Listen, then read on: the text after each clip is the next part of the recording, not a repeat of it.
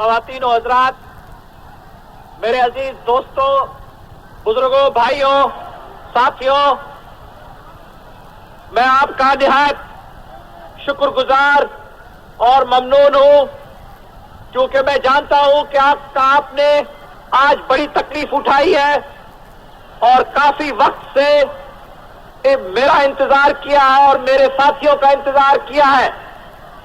اس لیے میں آپ کا کوئی زیادہ وقت نہیں لوں گا، لیکن میں آپ کو کہنے چاہتا ہوں کہ یہ میرا پنجاب کا تفصیلی دورہ ہے جو میں نے بہاولپور سے شروع کیا تھا اور بہاولپور کے بعد ملتان اور ملتان کے بعد سرگوڈا ڈویژن اور سرگوڈا ڈویژن کے راولپنڈی ڈویژن کے بعد سرگوڈا ڈویژن، اب یہ جو لاہور ڈویژن کا دورہ ہے، یہ پنجاب کا جو میرا دورہ نومبر سے شروع ہوا ہے، اور جہاں میں ہر ڈویژن میں ہر ضلع میں گیا ہوں اور اپنے ساتھیوں سے، اپنے بھائی اور بہنوں سے ملاقات کی ہے اور ان سے میں نے اپنا رابطہ اور رشتہ بڑھایا ہے۔ اسی مقصد کے ساتھ یہ اب لاہور ڈویژن کا میں دورہ کر رہا ہوں اور یہاں بھی آپ کے چاروں ضلعوں میں تقریریں ہوں گی، آپ کے ساتھ ملاقاتیں ہوں گی۔ آج یہ لاہور ڈویژن کا دورہ سیالکوٹ سے شروع ہو رہا ہے اور اس کے بعد کل گجرانوالہ، اس کے بعد تیسرے دن شیخوپورہ اور چوتھے دن موچی دروازے میں تقریر کروں گا اور وہاں بھی اپنے بھائیوں سے، بہنوں سے، اپنے دوستوں سے، عوام سے، اپنے محب وطنوں سے ملاقات ہوگی اور تقریر میں کروں گا جیسے آج یہاں آپ کے سامنے مخاطب ہو رہا ہوں۔ میرے عزیز دوستوں، بھائیوں اور بہنوں، جو مقامی باتیں ہیں وہ آج بھی تفصیلی طریقے سے کچہری میں کی گئی ہے۔ ہر تحصیل سے نمائندے آئے اور انہوں نے جو بھی تحصیل کے مسئلے تھے ان پر انہوں نے گفتگو کی، انہوں نے اپنے مطالبے پیش کیے اور صوبائی حکومت کے وزیر اعلیٰ نے اور میں نے ان کو جواب دیے، ان کی باتیں سنی۔ اس لیے میں ان باتوں میں پھر نہیں جانے چاہتا ہوں، ان باتوں کو پھر میں نہیں دہرانے چاہتا ہوں، کیونکہ آپ کے علم میں کل اخباروں میں وہ باتیں آ جائیں گی، آپ اخباروں میں دیکھ سکیں گے کہ کیا کیا باتیں ہوئی۔ لیکن دو خاص بات ہے تعلیم کی، جو آپ کے وہاں کے مطالبات تھے کالجز کے اور اس کے علاوہ انٹرمیڈیٹ کالجز کے، لڑکیوں کے کالجز کے، ہاسٹل کے مطالبے تھے، تعلیموں کے جو بھی سوال تھے وہ اٹھائے گئے اور ان کے جواب میں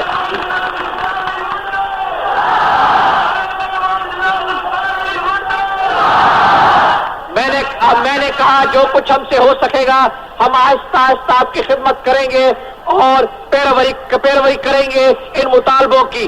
اس کے بعد تعلیمی مسئلوں کے علاوہ صنعتی مسئلے کی بھی باتیں ہوئی اور زراعتی مسئلوں کی بھی باتیں ہوئی اور بجلی کی بھی، سوئی گیس کا بھی میں نے یقین دلایا ہے سیالکوٹ کے لوگوں کو کہ سوئی گیس بھی یہاں انتظام کیا جائے گا اور انشاءاللہ تعالی آپ کو سوئی گیس بھی ملے گی۔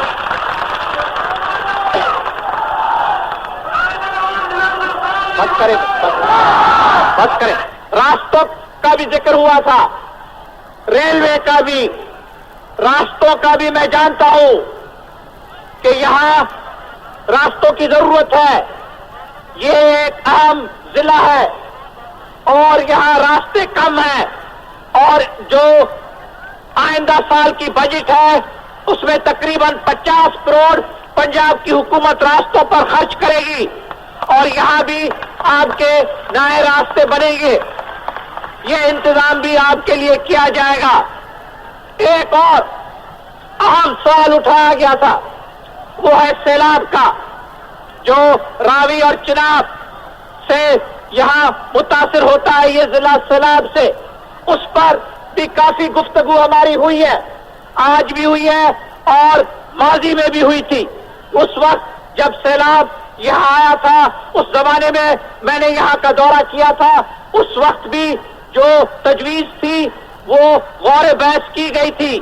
اس پر بھی ابھی بھی جو ماہرین ہیں یہ فلڈ کمیشن کے ان کی تجویز ایک ہے اور آپ کا مطالبہ مختلف ہے.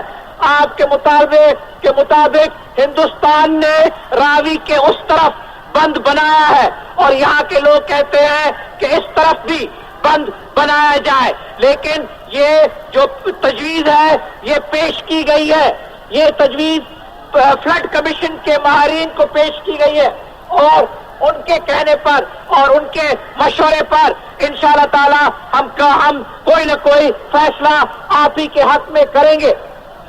میرے دوستوں اور بھائیوں اور بہنوں, بہت ہی موضوع پر تقریر ہو سکتی ہے, لیکن میں آج دو باتوں پر تقریر کرنے چاہتا ہوں.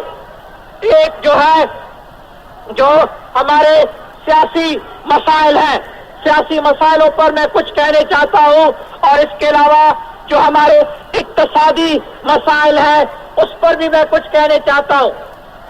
جہاں تک اقتصادی مسائل ہیں, میں آپ کو یہ کہنے چاہتا ہوں کہ یہ گزشتہ 3 سال بڑے تکلیف کے گزرے ہیں. ہمیں بڑے زبردست انقلابی بین الانقلابی بحران سے گزرنا پڑا ہے, اور دوسری جنگ عظیم کے بعد یہ ساتواں اقتصادی بحران دنیا نے دیکھا ہے جنگ عظیم کے بعد, اور یہ بحران جو ہے یہ سب سے زیادہ خطرناک رہا ہے, اور سب سے زیادہ عرصے تک یہ اقتصادی بحران جو 1970 میں 71 میں شروع ہوا ہے اور اب تک چل رہا ہے, جس بحران سے ہم گزر رہے ہیں ہمیں اس کا مقابلہ, اس کی دشواری کرنی پڑی. میں جانتا ہوں کہ 3 سالوں میں ہر چیز کی قیمت بڑھ گئی. میں جانتا ہوں کہ آپ نے خاص کر کے غریب کے طبقے نے بڑی مشکلاتوں کا برداشت کیا ہے, اور یہ میں آپ کو کہہ سکتا ہوں کہ شاید ابھی بھی چند ماہ تک, تقریباً اس سال کے آخری تک اس بحران سے ہمیں اب تک گزرنا پڑے گا, کیونکہ دنیا اب تک مبتلا ہے اس بحران میں. لیکن ایسی چیزیں نظر آ رہی ہیں دنیا میں, اب ایسے ثبوت نظر آ رہے ہیں جن کا امکان ہے کہ شاید اس سال کے آخری کے بعد یہ اقتصادی بحران کم ہوتا جائے گا اور حالتیں معمول پر آئیں گی. تو آپ نے جہاں 3 سال اتنی شدید قربانی کی ہے, تو اب آپ کو یہ 4-5 ماہ بھی اس تکلیف میں گزارنے پڑیں گے. میں آپ کو مبارکباد دیتا ہوں کہ جب ہر چیز کی قیمت بڑھ گئی اور مہنگائی دن بدن بڑھتی گئی, تو آپ نے اپنا حوصلہ رکھا, بلند رکھا, اور آپ نے دیکھا کہ یہ جو تکلیف ہے یہ صرف پاکستان کی نہیں ہے, یہ ساری دنیا کی تکلیف ہے.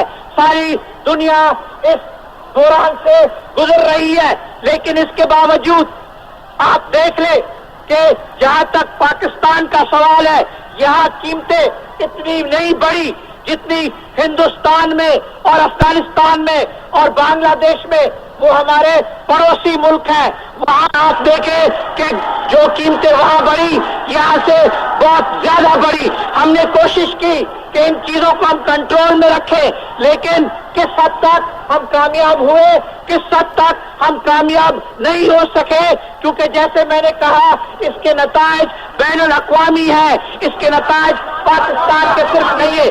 جہاں تک اس سال گندم جو ہمیں باہر سے گندم منگانی پڑی, اس سال ہمیں 15 لاکھ ٹن گندم باہر سے منگانی پڑی. یہ گندم جو ہم نے باہر سے منگائی ہے 15 لاکھ ٹن, یہ ہمارے اخراجات سے کے قابو میں نہیں ہے. ہمیں کوشش کرنا چاہیے کہ جتنے بھی ہم خود کفیل ہوں, جتنی بھی ہماری گندم کی پیداوار بڑھے, وہ ہمارے لیے مفید ہوگا، ہمارے لیے ہمارے حق میں جائے گا، ہمارے اقتصادیت بحران کو کم کرے گا۔ اب اس سال ربی کے موسم میں خدا کے فرض کے ساتھ بارشیں بھی ہوئی ہیں، اب پروکیورمنٹ کی سیزن موسم آ رہی ہے، یہ پروکیورمنٹ کی موسم ہے۔ یہ فیصلے اس وقت، اگر یہ موسم گزر گئی، اگر یہ سال گزر گیا، یہ 7واں بحران جو دنیا نے دیکھا ہے، اگر یہ اب گزر گیا تو میں بعد میں آپ کو یقین دلاتا ہوں کہ قیمتیں بھی معمول پر آتی جائیں گی، اور یہ مہنگائی اس سال کے بعد، یہ مہنگائی کا مرض بھی کس بہت ہی حد تک قابو پا جائے گا، بہت ہی حد تک قابو پا جائے گا۔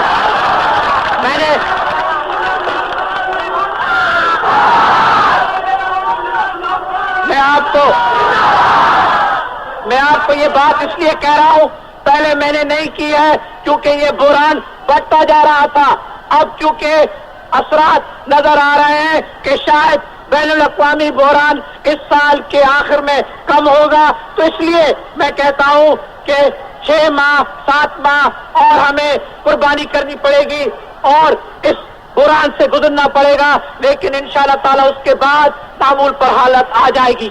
اس کے علاوہ جہاں تک گورنمنٹ کے ترقیاتی پروگرام ہے اس کو ہم اور مزید بڑھائیں گے، کیونکہ اس ملک میں غربت بہت زیادہ ہے۔ ہم چاہتے ہیں کہ ہم غربت کا مقابلہ کریں۔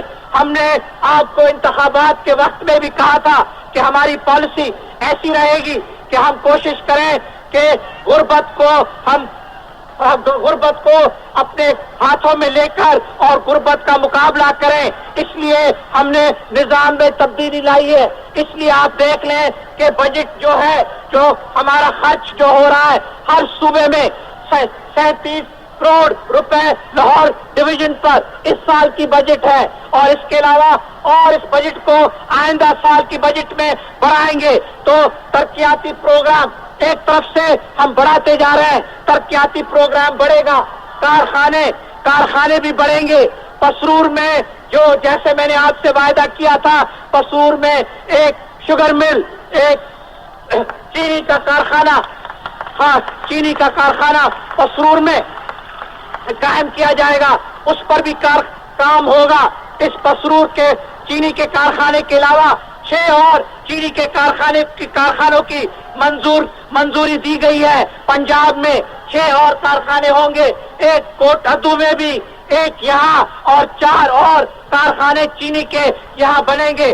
اس کے علاوہ آپ دیکھ رہے ہیں کہ کھاد کا کارخانہ بھی بہاولپور میں، صادق آباد میں کھاد کا کارخانہ بھی بنے گا۔ تو جناب، ہم ایک طرف سے صنعتوں پر توجہ دے رہے ہیں، صنعتیں بڑھا رہے ہیں، صنعتوں پر توجہ دے رہے ہیں، تو ملازمت آپ کی بڑھے گی، راستے بنیں گے، آپ کے یہاں سوئی گیس آئے گی، تیل کی تلاش ہو رہی ہے۔ تو ہماری کوشش ہے کہ اقتصادیت نظام میں تبدیلی لا کر، یہ ہم نہیں چاہتے ہیں کہ ایک قوم میں 2 طبقے کی قوم ہو، جہاں غریبوں کی ایک قوم ہو اور امیروں کی دوسری قوم ہو۔ یہ جو فاصلہ ہے، اس فاصلے کو ہم دن بدن کوشش کریں گے کہ یہ کم ہوتا جائے۔ اس لیے ہم نے زرعی اصلاحات کیے ہیں، اس لیے ہم نے صنعتی اصلاحات کیے ہیں، اس لیے ہم نے تعلیمی اصلاحات کیے ہیں، کیونکہ میں کہہ کے تھک گیا ہوں، اور میں نہیں تھکوں گا، لیکن کیونکہ میں کہتا رہوں گا۔ یہ بات جو میں کہتا ہوں، آپ سمجھیں گے کہ شاید میں تھک گیا ہوں، میں شاید تھکا بھی ہوں گا، لیکن اگر میں تھکوں بھی پھر بھی میں کہوں گا کہ اس قوم کی قوت اس وقت بڑھے گی جب غریبوں کی قوت بڑھے گی، جب کمزوروں کی قوت بڑھے گی، جب جہالت کو ہم ختم کریں گے، جب ناداری کو ہم ختم کریں گے، جب افلاس کو ہم ختم کریں گے۔ اس وقت اس کے بغیر ہماری قوت، ہمارے پاکستان کی قوم کی قوت نہیں بڑھ سکتی ہے، کسی صورت میں نہیں بڑھ سکتی ہے، قطعاً نہیں بڑھ سکتی ہے۔ تو اس لیے یہ ہمارا قومی فرض ہے، یہ ہمارا قومی فرض ہے کہ ہم آپ کی خدمت کریں، ہم اور آپ اور قریب آئیں، ہم میں، پاکستان قوم میں اور پاکستان کی حکومت میں کوئی فرق نہ رہے. حکومت آپ ہی کی حکومت ہے، حکومت عوام نے بنائی ہوئی ہے، حکومت مختلف نہیں ہے، حکومت کو مختلف نہیں رہنا چاہیے، حکومت کو ملازمت کرنی ہے پاکستان کے عوام کی، پاکستان کے عوام کی نوکری کرنی ہے حکومت کو.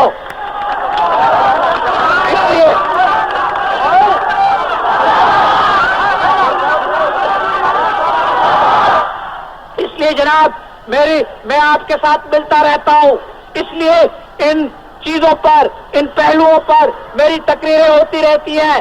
اور اب میں نے کہا تھا کہ اس کے علاوہ کچھ میں سیاسی باتیں بھی کرنا چاہتا ہوں. اب جناب جو ہمارے حزب اختلاف کے دوست ہیں وہ کہتے ہیں کہ جناب جمہوریت کو قتل کر رہے ہیں، جمہوریت کو قتل کر رہے ہیں اور کہتے ہیں کہ ملک کو تباہ کر رہے ہیں.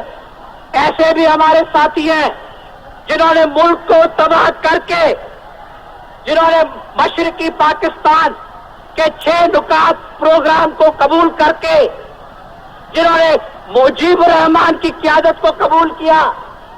جو لوگ گئے اور انہوں نے کہا کہ ہمیں 6 نکات قبول ہے، ہمیں 6 نکات قبول ہے، وہ اب یہاں کہتے ہیں کہ جمہوریت کی بھی تباہی ہو رہی ہے اور ملک کی بھی تباہی ہو رہی ہے. جناب اگر ملک تقسیم ہوا، ملک تقسیم ہمارے دور میں نہیں ہوا، ملک تقسیم ہمارے وقت میں نہ ہوا.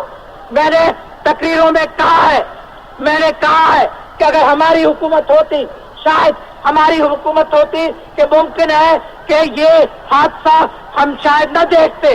میں نے اس وقت بھی کہا تھا کہ اگر حکومت، عوام کی حکومت، عوام کے نمائندوں کی حکومت بنے تو پھر شاید یہ ملک تقسیم بھی نہ ہوتا. تقسیم ملک ہوا یحییٰ خان کے دور میں، یحییٰ خان کے دور میں تقسیم ہوا. اور یہ ساتھ ان لوگوں نے، ان سیاستدانوں نے جنہوں نے سیاست میں یہاں شکست کھائی تھی، جنہوں نے یہاں مغربی پاکستان میں شکست کھائی تھی، انہوں نے پیپلز پارٹی کی مخالفت کی اور مجیب الرحمان کی قیادت کو قبول کیا، مجیب الرحمان کے 6 نکاتوں کو قبول کیا.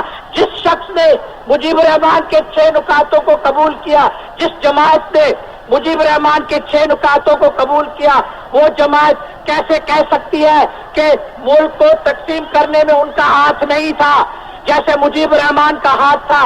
کیونکہ مجیب الرحمان کا سب سے بڑا ہاتھ تھا. 6 نکات ان کے نکات تھے. لیکن یہاں سے مغربی پاکستان سے جنہوں نے مجیب الرحمان کی 6 نکات کی منظوری دی، جنہوں نے مجیب الرحمان کے 6 نکات کو تسلیم کیا، ان کا بھی ہاتھ ہے پاکستان، مشرقی پاکستان کے علیحدہ ہونے میں. انہوں نے بھی مجیب الرحمان کا ساتھ دے کر مشرقی پاکستان کو علیحدہ کرنے میں ان کا بھی بڑا ہاتھ ہے. ہاتھ ان کا، کارنامے ان کے، کارکوت ان کے، کارکردگیاں ان کی، سیاست ان کی، غلط مکتب فکر ان کا. اور پھر کہتے ہیں کہ ملک تقسیم، ملک تقسیم. انہوں نے 6 نکات کی حمایت کر کے ملک کو تقسیم کیا اور یحییٰ خان کی حکومت کے دور میں ملک تقسیم ہوا. ہمیں بلایا گیا، ہمیں حکومت دی گئی، ہمیں حکومت دی گئی جب ملک تقسیم ہو چکا تھا. ہم نے 6 نکات کو قبول نہ کیا. ہم نے کہا کہ نہیں، ہم کسی صورت میں 6 نکات کو قبول نہیں کریں گے، کیونکہ اگر ہم 6 نکاتوں کو قبول کرتے تو ملک نہ صرف 2 حصوں میں تقسیم ہوتا لیکن ملک پھر 5 حصوں میں تقسیم ہوتا. سازش تھی یہ کہ ملک کو 5 حصوں میں تقسیم کیا جائے. سازش صرف یہ نہیں تھی کہ ملک کو 2 حصوں میں تقسیم کیا جائے، سازش تھی کہ ملک کو 5 حصوں میں تقسیم کیا جائے. اس لیے جنہوں نے مجیب الرحمان کا ساتھ دیا وہ اب تک بھی اپنی سازشوں میں مبتلا ہے، اب تک وہ اپنی سازشوں میں مبتلا ہے. لیکن 3 سال گزر گئے ہیں، 3 سال پاکستان پیپلز پارٹی کی حکومت میں گزر گئے ہیں اور پاکستان کی سالمیت اور پاکستان کی بقا کو محفوظ رکھا گیا ہے. اس کے باوجود کہ ان کی سازشیں اب تک چل رہی ہیں، ان کی سازشیں اور بین الاقوامی سازشیں، تو کیا ملک کی ترقی کرائی ہے کہ ملک کو تباہ کیا ہے؟ ملک کی ترقی کرائی ہے. اور آپ کو یاد ہوگا کہ پہلے انہوں نے بلوچستان میں حرکتیں کی، انہوں نے بلوچستان میں بغاوتیں کروائی، اور جب آپ کی حکومت نے بغاوت کا مقابلہ کیا، جب آپ کی حکومت نے کہا نہیں ہم یہ سازش کو کامیاب کرنے نہیں دیں گے، جو لوگ پہاڑوں میں چلے گئے تھے، جن کے سرداروں نے کہا تھا کہ اٹھو، تو پاکستان کی حکومت اب کمزور ہو گئی ہے، پاکستان کی حکومت 2 حصوں میں تقسیم ہو چکی ہے، اٹھو بغاوت کرو اور باہر سے مداخلت ہوگی، تو پھر اس وقت بلوچستان میں اگر ہم صحیح طریقے سے اپنے پالیسی کو نہیں چلاتے، اگر صحیح نمونے سے بلوچستان کا جائزہ نہ لیتے، اگر ہم اس وقت ڈر کے ہٹ کر اگر ہم مصلحت کرتے بلوچستان کے سلسلے میں، اگر ہم مصلحت کرتے تو پاکستان کا اور مزید نقصان ہوتا، اس وقت ہمیں سخت ان کا مقابلہ کرنا پڑا۔ لیکن یہی لوگ جو کہتے ہیں کہ پاکستان کی تباہی ہو رہی ہے، انہوں نے کہا تھا کہ بلوچستان میں بغاوت کے ساتھ جو بغاوت ہو رہی تھی، جو باغی تھے، ان کو حکومت میں لے آئیں، ان سے مصلحت کریں۔ جب مصلحت کا وقت تھا اس وقت ہم نے مصلحت کی تھی، جب پاکستان علیحدہ ہو چکا تھا، جب ہم مجبور تھے، اس وقت ہم نے ان کو حکومت دی۔ لیکن آہستہ آہستہ جب ملک کی طاقت بڑھتی گئی، جب ہم نے دیکھا کہ اب ہم ان کو اپنی جگہ میں رکھ سکتے ہیں، اب ان پر ہم کارروائی کر سکتے ہیں، تو اس کے وقت پر جب ہم نے ان کی حکومت کو ہٹایا، کیونکہ وہ پاکستان کی مخالفت کر رہے تھے، اور پھر یہ جو ہے انہوں نے کہا کہ بلوچستان جل رہا ہے، بلوچستان کو بچاؤ۔ یہاں انہوں نے پنجاب میں کوشش کی کہ غلط فہمی ہو، اور یہاں بلوچستان بچانے کی انہوں نے تنظیم اور تحریک شروع کی، تنظیم انہوں نے بنائی بلوچستان بچانے کی۔ تو جناب اگر بلوچستان کو بچانا تھا تو دیکھ لیں کیسے بچایا، کس نے بچایا؟ ان کی تنظیموں نے، ان کی تقریروں نے، ان کی مصلحت نے، کہ ان کی کمزوریوں نے، کہ کیونکہ ہم نے کہا کہ نہیں پاکستان کو مزید نقصان ہم نہیں پہنچانے دیں گے، اور بغاوت اگر ہوگی تو بغاوت کو کچلا جائے گا، بغاوت کو ختم کیا جائے گا، بغاوت کو برداشت نہیں کیا جائے گا۔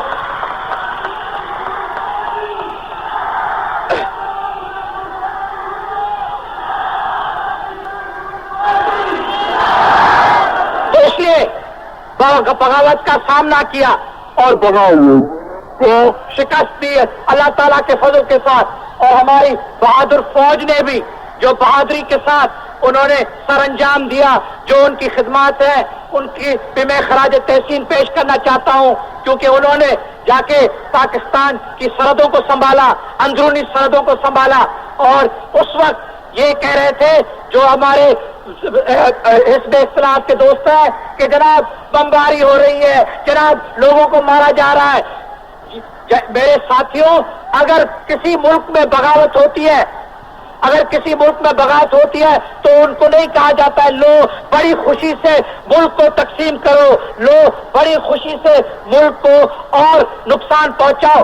اس لیے پاکستان نہیں بنا تھا، پاکستان اس لیے نہیں بنا تھا کہ ہم پاکستان کو بنا کے، قائد اعظم کے پاکستان کو بنا کے، جس کے لیے مسلمانوں نے قربانی کی تھی، کہ بعد میں ہم کہیں کہ آہستہ آہستہ اس کو ہم تقسیم کرتے جائیں، مشرقی پاکستان کو مجیب کے رحمان کے ہاتھوں میں دے دیں، بلوچستان کو چند سرداروں کے ہاتھوں میں دے دے، اور سرحد کو ایک جماعت کے ہاتھ میں دے دے کہ لو جس کو لینا ہے وہ لے لو۔ نہیں میرے ساتھی اور میرے دوست، اس قسم کی سیاست سے ہم نہیں جانتے، اس قسم کی سیاست کو ہم نہیں چلائیں گے، کیونکہ ہمارا فرض ہے کہ پاکستان کی حفاظت ہو، پاکستان کی نہ صرف حفاظت ہو، لیکن جو پاکستان کے خلاف سازشیں ہیں ان کو ناکامیاب کیا جائے۔ اس لیے بلوچستان میں آپ نے دیکھ لیا کہ جو سازشیں تھیں ان کو ناکامیاب کروایا، پھر سرحد میں سازشیں ہوئی اور ہو رہی ہیں۔ سرحد میں دیکھ لیجئے کہ یہ دھماکے چلے، کس جماعت نے دھماکے کروائے، کیسے یہ کہاں سے سازشیں ہو رہی تھی، کابل جا رہے تھے، کابل کے حق میں بیان دے رہے تھے، وہ لوگ جو کابل کے حق میں بیان دے رہے تھے تو یہاں سے ہمارے یہ حزب اختلاف کے لوگ ان کی حمایت کر رہے تھے۔ ایک یہاں کا سیاستدان یہاں کا سیاستدان سرحد میں جا کے تقریر کرتا ہے کہ سرحد کا نام غفار خان کی جو تجویز ہے کہ سرحد کو پشتونستان بلایا جائے، تو اس نے کہا کہ میں حمایت کرتا ہوں کہ پشتونستان بلایا جائے، کہ غفار خان کی جو تجویز ہے اس کی میں حمایت کر رہا ہوں۔ اور غفار خان کی کیا تجویز ہے کہ سرحد کو آپ یہاں پشتونستان کا نام دیں۔ جناب، اگر صوبائی اسمبلی کوئی قرارداد پاس کرتی ہے وہ بات سمجھ میں آ سکتی ہے، اگر حکومت سرحد کی ایسا کوئی مطالبہ کرتا ہے تو شاید وہ بات بھی ہمیں سمجھ میں آئے، لیکن یہاں ادھر کے پنجاب کے صوبے کے سیاستدان کو وہاں جا کے کہیں کہ کیا فرق ہوگا، پہلے بھی بلوچستان بھی تھا، سندھ بھی تھا، پنجاب بھی تھا، تو اب سرحد کا نام اگر پختونستان ہوا تو کیا فرق پڑے گا؟ فرق یہ ہے کہ بلوچستان، سندھ اور پنجاب ان کے نام تقسیم ہونے سے پہلے، بڑے صغیر کے تقسیم ہونے سے پہلے تھے۔ بلوچستان کا نام بلوچستان کا بڑے صغیر سے تقسیم ہونے سے پہلے نام تھا بلوچستان، سندھ کا اس سے پہلے نام تھا بلوچستان، پنجاب کا وہی تھا۔ اس وقت سرحد کو سرحد کہلوایا جاتا تھا، NWSP کہلوایا جاتا تھا۔ پختونستان کے نام کے لیے کب مطالبہ ہوا؟ جب افغانستان اور ایک جماعت نے دعویٰ کی کہ ہم ایک نیا ملک بنائیں گے اور اس ملک کو ہم پختونستان بنائیں گے، پختونستان کا نام دیں گے، تو یہ ایک نئی تجویز تھی۔ اس حکومت کو تباہی کرنی تھی تو نہ دستور بنتا، نہ 90,000 جنگی قیدی آتے، نہ آپ کے سیالکوٹ کے شکر گڑھ کے علاقے کو آزاد کرواتے۔ آپ خود دیکھتے ہیں کہ یہی آپ کا علاقہ، اسی سیالکوٹ بہادر سیالکوٹ کے علاقے کو اگر یہ باتیں ہیں تو تباہی کیسے ہوتی؟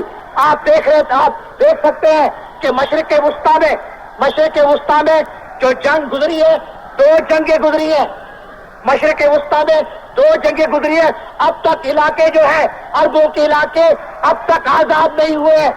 اتنی کوشش کی گئی تھی، آخر وہ بھی تو جنگ تھی، وہ جنگ تھی اسرائیل کی اور عربوں کی، اور 7 سال گزر گئے۔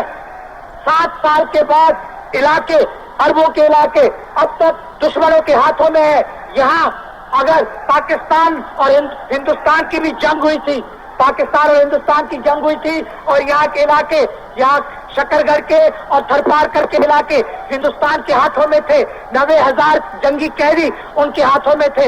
شملہ میں معاہدہ میں اور کسی باہر سے کوئی مدد نہ ملی، شملے میں معاہدہ کیا، کشمیر پر کوئی سمجھوتا نہ کیا، کشمیر پر کوئی ایسی بات نہیں ہوئی جو ہمارے موقف کے خلاف تھی، اور آپ کو شکر گڑھ کے علاقے بھی آزاد ہوئے، آپ کے جنگی قیدی بھی آئے، آپ کا دستور بھی بنا، آپ کا احمدیوں کا مسئلہ بھی حل ہوا۔ جناب، اگر حکومت تلی ہوئی ہوتی ملک کو تباہ کرنے میں، تو یہ نہیں کہ ہم دستور بناتے، یہ نہیں کہ شملے کے معاہدے کر کے ضمیروں کو آزاد کرتے، یہ نہیں کہ شملے کے معاہدے کر کے جنگی قیدی واپس لاتے، یہ نہیں کہ ہندوستان کی سازشوں کا سامنا کرتے، یہ نہیں کہ افغانستان کی سازشوں کا سامنا کرتے، یہ نہیں کہ بلوچستان میں سرداروں کی بغاوت کا سامنا کرتے، یہ نہیں کہ سرحد میں جو دھماکے ہو رہے ہیں اور جو پاکستان کے دشمن جو کانگریس جماعت کے ساتھی اور حامی ہیں ان کو نہ گرفتار کرتے، ان کی پارٹی پر نہ پابندی لگاتے۔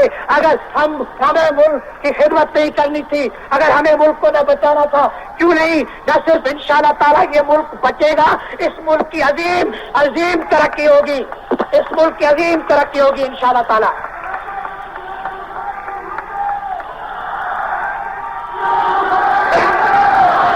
عظیم ترقی ہوگی۔ اس کے علاوہ میرے ساتھی کہتے ہیں کہ ہم جمہوریت کو تباہ کر رہے ہیں۔ اب جمہوریت کو اگر ہم تباہ کرتے تو جمہوریت کے لیے ہم جدوجہد نہیں کرتے۔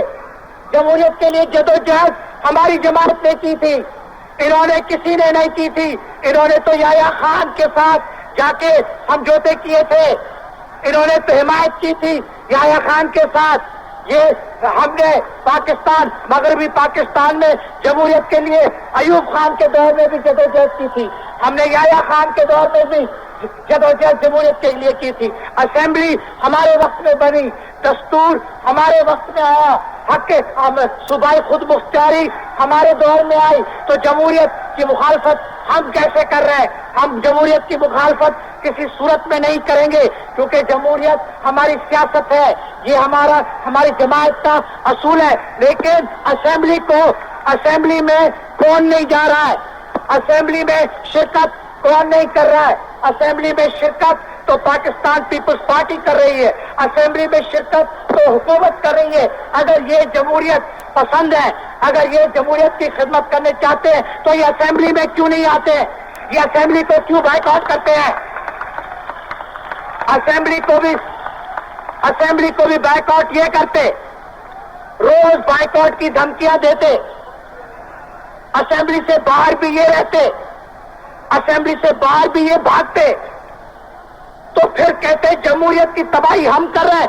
اگر جمہوریت کی خدمت کرنی ہے تو آؤ اسمبلی کے اندر آؤ، اسمبلی کے اندر آ کے جمہوریت کی خدمت کرو. جمہوریت کی خدمت کرنی ہے، تالی دونوں ہاتھوں سے بجتی ہے، تو آؤ اندر آ کے جمہوریت کی خدمت کرو اور اسمبلی میں آؤ. اسمبلی سے کیوں نکل گئے؟ اسمبلی سے کیوں بھاگ گئے؟ اسمبلی سے کیوں بھاگ گئے؟ اسمبلی سے اس لیے بھاگ گئے کیونکہ کہتے ہیں، اب سن لو کیوں اسمبلی سے باہر نکل گئے، کیوں بائیک آؤٹ کیا ہے. اسمبلی کو بائیک آؤٹ کیا ہے اس لیے کہتے ہیں کہ افغانستان کے مطالبوں کو قبول کرو اور پھر ہم اسمبلی میں آئیں گے. ہم کیسے افغانستان کے مطالبوں کو قبول کر سکتے ہیں اور پھر ان کو کہیں کہ اسمبلی میں آئے؟ ہم کیسے افغانستان کے مطالبوں، کیونکہ افغانستان کے مطالبے ہیں کہ پاکستان کے 2 صوبوں کو تقسیم کرو. یہ فیصلہ ہے، افغانستان کو یہ جواب ہے کہ کسی صورت میں یہ صوبے تقسیم نہیں ہوں گے، یہ پاکستان کے صوبے ہیں، یہ پاکستان کے صوبے رہیں گے، ان کی حفاظت ہوگی.